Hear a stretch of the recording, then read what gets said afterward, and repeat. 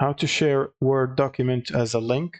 So first you want to open up your browser and head to docs.google.com and make sure you're signed into your Google account.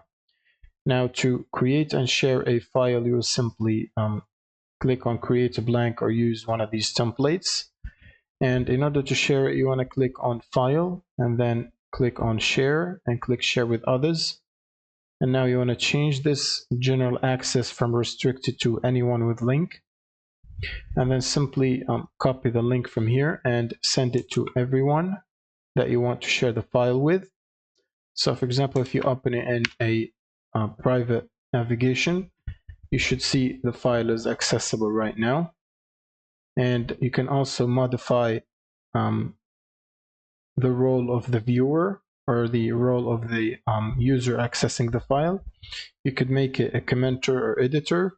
You can also invite people by email to access the specific file with specific roles. So for example, you would add an email like this and choose the role and click on notify people like this, and you could also add a message if you want to, and then click on send, and then click on share anyway to non-Google account because this is not a Gmail, and the person should receive an email to access the file and potentially modify it or comment or do whatever. And that's pretty much it. Thank you guys for watching and subscribe.